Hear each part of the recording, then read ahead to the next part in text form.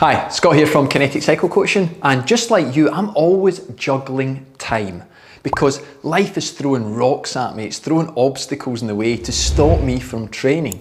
So when I get the time to train, I've got a structure, I've got a plan, and I know exactly what I'm doing. Maybe you do as well. But have you ever thought about the time of the day that time is presented to you to train? Have you ever thought that it's important? No coach, any time is better than no time. You're true, yeah, but have you ever experimented with metric feedback or how you feel about training in the morning, training in the evening? Is there a difference for you? What one do you find more comfortable? But more importantly, what one's bringing you more results? If you don't know, this video's for you. So I'm going to go through morning training, evening training, and then give you a solution that's worked for me and hundreds of athletes that I've coached. So before we dive into the video, I want to ask you this one question about your goals. When writing your goals, do you ever think about compliance? What does that mean? Think of it as frequency, how often you train. If we can increase the number of times an athlete trains, we've got a high probability of making better progress. Okay? I didn't mention intensity, I didn't mention time, I mentioned how many times you can train. Remember, training makes us tired, recovery adapts the workout from that stimulus and progresses you. So during the video, I want you thinking about compliance because the tasks I'm going to set you and the solution is all about increasing the times that you can train. Boom, boom, boom. It's going to be a winner. Okay, let's dive into it. So, training in the morning, what are the advantages? I'm going to give you three. These are my top three. Number one, when we roll out of bed, we want to train within 20 to 30 minutes. So we're talking about a session that you can do before work, before your day's routine kicks in. So, there is less space for the excuse strategy to develop. And what I mean by that is if we get up, there is less room in 20 minutes for your head to be filled with extra jobs you've got to do during the day, extra stress that's going to come from the day. Basically, your one task is get on the bike. Whether it be an indoor or an outdoor session, you've prepped all your kit from the night before, everything's there, you know exactly what you're doing, boom, get on the bike, deliver. Easy. Number two, it will improve your sleep quality. Yes, by getting up early, we can actually impact on our circadian rhythm. Because in the evening, we'll be more tired. Oh, I don't want that, coach. I like sitting up all night and watching crap TV. Let's scrap that, okay?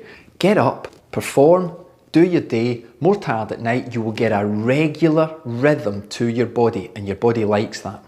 Number three, we're going to preset the brain on a positive journey. What does that mean? In simple terms, if we get up and we perform exercise as the first main task of the day, we are more likely, with research backing this up, that we will follow a healthier nutrition, healthier hydration plan during the day. So that's got to be win-win. You're actually training your brain to progress your fitness by having this good habit at the start of the day. Okay, sounds great. Morning training, got to be done. There's three flip sides to that coin. I want you thinking about this. One, if we train in the morning, we have got less joint mobility. I'm over 50 years old. Oh my God, stop reminding me. But if you're an older athlete, that joint mobility is really important, but it may actually help us choose the type of workouts we do in the morning. Number two, you're going to be glycogen depleted. Now, hopefully you're not one of these fools that decrease your calories at night if you've been training the day before because you've got this magic cut-off point that some wizard or witch is going to come and make you get fatter during the night. No, that's nonsense, okay? But we are glycogen depleted in the morning, so again, we're going to feel less alert, a little bit sluggish. Number three, and this is an important one that a lot of people miss out. If we do a workout in the morning, before work, what is our work schedule like? What is our day like? Is it going to fatigue us too much that our productivity goes down? You may have an important meeting at work, or you may have an important task to do. If the training is taking away your productivity, then we end up in a vicious cycle when we end up chasing workouts because the training becomes so important to us because we end up underperforming. in lots of areas. Okay, so let's move away from the morning and move later into what we would term PM or evening sessions. Now, biologically, that's a window of roughly 3 PM to 9 PM. I like to shorten it to about 8 PM, but we'll discuss that at the end of the video. So benefits of this type of training, well, physiologically, we know that during these hours, we're going to have higher glycogen levels. The muscles will naturally refill, our blood will be at optimal levels, in some cases beyond optimal, but that depends on what you eat. But that will allow us to enter into the training with potential. Our batteries are fully charged. Number 2, you can actually use the training after, say, a difficult day at work, a stressful day at work, as a stress releaser. And this will help you, especially if we're going home. Maybe you've used the training as a commute home, and we can do a harder session that's going to refresh you in terms of mental capacity when you enter the family home, etc. Maybe help you unwind if you've had a good session and deal with that difficult day. And number 3, something that a lot of people are unaware of, our core temperature is going to be at an optimal level. And what that means is the muscles will be at the correct temperature that will allow them to move from the warm-up into that high level of activation to deliver the numbers you need to make that breakthrough into your training. Also, our testosterone levels, both male and female, will be at optimal levels that allow the muscles to work at a better functional rate. This will also help with the recovery after the session because you can increase the stimulus. And remember, training makes us tired. The higher the stimulus, the bigger the adaptation. Okay, so that's evening training. Sounds great, surely. Science-wise, Scott, that's going to be the best for me. Maybe not so. Let's look at some of the downsides. 3 of them. So the first thing is, say you have got a busy day. Maybe your job's more manual and physical and you've become tired, but you're so determined because you've got high levels of commitment, you're going to do the training. But you haven't eaten very well. You've had big gaps of 3-4 hours without eating anything. Your drinking pattern hasn't been too good. So you arrive at the session full of motivation, but you don't deliver the numbers. You don't deliver a hard workout because you feel sluggish.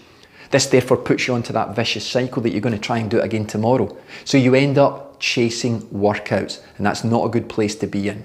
Number 2, I mentioned core temperature being at its optimal. Now, when we train in the evening, especially later on, we can rise the core temperature to a point that will interfere with what we call the regulatory sleep cycle. Now, you don't have to understand what that is, but it sounds important, doesn't it? And it's all to do with recovery. So you need to finish your evening workout with a window of at least 2 hours before you start to go to bed. So if that doesn't work for you, you may be interfering with your sleep.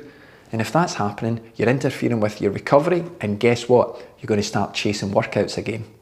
And number 3, one of the most important ones that's often overlooked, and that is because of the time taken from getting out of bed to the evening session, guess what? Compliance becomes an issue. Because of all the things I've said, lots of things are getting in your way. Life is throwing rocks at you. It's easier for you to say, do you know what?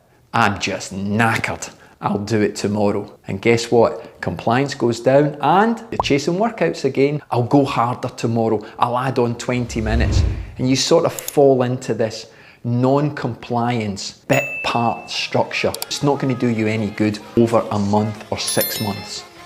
So we need a solution, and I've got it for you.